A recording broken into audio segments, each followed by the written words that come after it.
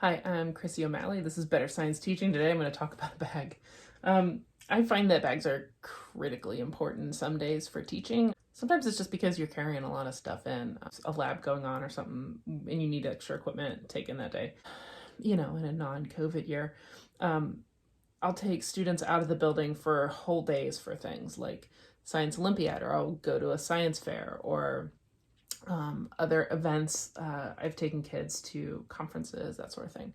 And you end up carrying a lot of stuff. So one of the things that I found is that I really like having a bag that I can spot from across the room, and then I can tell a kid, hey, go get something. It's in the red bag, and they can go get one. This is a Tom Bihn shop bag, and it has suffered a tragic accident. Those of you who are fans of Tom Bihn know how excellent and durable that these bags are. I had the opportunity recently to purchase this one at a pretty good deal because it's had a hole accidentally cut in it. And so what I'm going to do is show you how to patch a hole in a Tom Bihn bag so that you can get extra longevity out of these. I'll tell you about shop bags later, but these are great because I end up using these to carry snacks and large puffy things. And Science Olympiad kids will take the bags sometimes and they'll run around with them. We try to put everything in an appropriate case. These are also great because on a bus, you don't have to worry about a disposable bag falling off the bus and getting stuck somewhere. You can throw this over your shoulder. You can attach things to the O-rings. Anyway, we're going to get to how do you fix this. First, I'm going to show you a close-up of the hole. This is a view looking down into the bag, so you can see kind of the backside of this fabric, and there's our hole. It's kind of there's our hole. It's a little jagged. We're gonna have to trim it up. We also are gonna test some an adhesive. So I'm gonna do something that may horrify you all. I got out my nice pair of fabric scissors, and I'm gonna cut this sucker out. The reason I'm doing that is the best way to fix these is if you've got, there we go, cut it out. If you've got a nice patch. And so what I did is I acquired a patch of this Iberian fabric, which I was really excited about because it is discontinued, so you can't buy it anymore. But the lovely folks at Tom Bihn still had a swatch left. So they were gracious enough to send me a swatch for this. But I don't want to use up my swatch testing my adhesive. And so this is what I got. I found this recommended by someone online who used it for nylon to nylon applications, and it's been used for things like tents. But what I wanted was something that was permanent, something that if water got spilled on my bag, it wouldn't make a difference, and something that would be flexible. So I've got ultra flexible, it's permanent, it's machine washable. So it kind of ticked all the right boxes. It's Aleene's, which is a brand that's been around forever. It says on the back, super strong, dries clear, machine washable. It says test before use.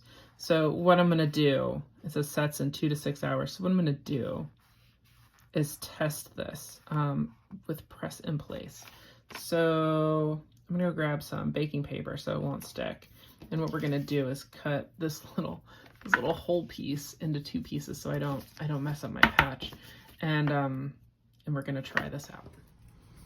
Well, here's the result after our glue test. This was with the Aleene's adhesive. Let me see if I can line this up a little bit better. So you can tell this actually peels away, and the problem here is that it did not adhere to the polyurethane coated side of this swatch at all. It doesn't really come off of the right side of the fabric. So I was looking at this and I thought, oh, maybe I can use this to attach embellishments to the outside of a bag. And maybe you could. It's kind of peeling off. But it's certainly not going to work for our permanent fix. So I just went downstairs in our cabinet, our junk drawer cabinet. And we had some of the SuperGlue that's ultra gel control, which is nice because it's got these little ways you can control the flow of the glue out without having to use another tool. So I tried this on a swatch. I just clipped off a piece, and this held really well. The problem, it doesn't meet all of my criteria. It's not flexible, but you know what?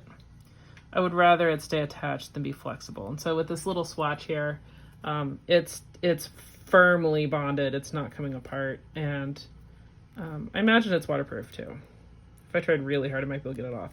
So the thing about stuff like SuperGlue, this is a cyanoacrylate glue. So if you're familiar with like an acrylic material, then this was something that was discovered that's chemically related to those things. And the way that it works is that when it comes in contact with water, which includes just the humidity in the air, it forms a long chain polymer that is very strong. And so as long as your polymer is adhering to both sides of the fabric, it's not going to come off. Okay, so I have some other shots that I took of this. And what I did first is created two templates, two patterns that I used, because what I was going to do is clean up the edges a little bit. So the first thing I needed to do was cut out those shapes, and I had two different ones. One was larger, one was smaller. The larger one is the one that became the patch. The smaller one was used to cut out the inside of the bag. So once the patch was made and the inside of the bag was trimmed out,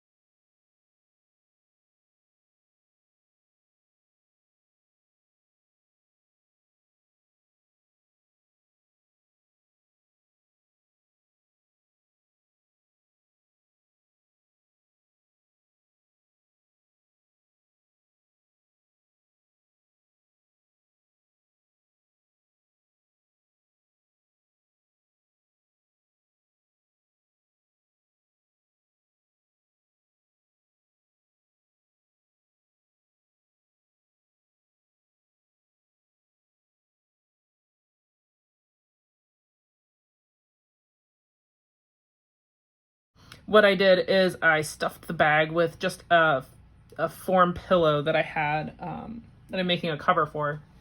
And I covered that with a piece of wax paper, because if you've ever used super glues before, I use them all the time for Science Olympiad. If you put down some wax paper, it will not stick if it comes in contact with the wax paper. And so that was a way that I could put a little bit of pressure behind my patch, and be able to keep things from being stuck to it, because the last thing I wanted to do was glue the inside of the bag to itself.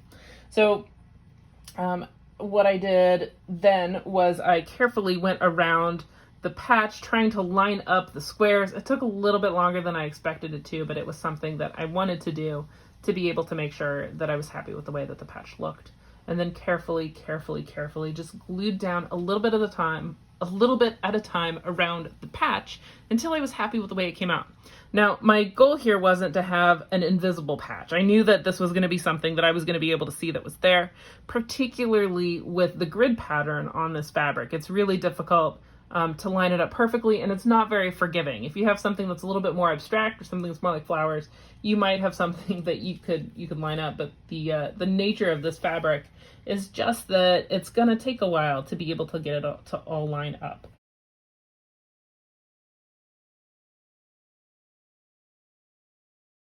After a little bit of effort, I got it all arranged. I was happy with the product. The reason that I chose to glue by looking at the outside rather than the inside is because I always wanted to keep an eye on the surface that I was going to see most of the time.